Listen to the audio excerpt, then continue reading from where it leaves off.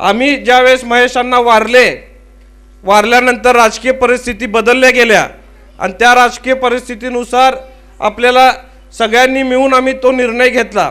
मग त्या निर्णयात असं ठरलेलं की कोणाला का तिकीट मिळेना, कारण आपल्याला सर्वांना माहिती आहे भारतीय जनता पार्टीमध्ये जे जुने सहकारी त्यांनी काम केलेलं आहे, त्यांनी सुद्धा तिकिटासाठी इच्छुक होत्या, त्यांनी सुद्धा त्यांना उमेदवारी कशी मिळवता येईल यासाठी ते प्रयत्नशील होते।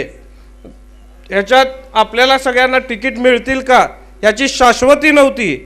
त्यामुळं आम्ही सर्वांनी ठरवलं की ठीक आहे, आता आपला निर्णय झालेला आहे, तिथं शहर मध्यला आमदार देवेंद्रदादा झालेले आहेत, त्यांच्या माध्यमातून आपण प्रवेश करूया, तिकीट कोणाला का मिळेना, आपण सगळेजण एकत्रित येऊन भारतीय जनता पार्टीचं काम करू असं ठरलं गेलं होतं। पण आज असं ठरलं असताना सुद्धा जर एका भारतीय जनता पार्टीच्या जुना कार्यकर्त्याला जर पार्टीने तिकीट दिला तर त्यात माझी काय चूक आहे?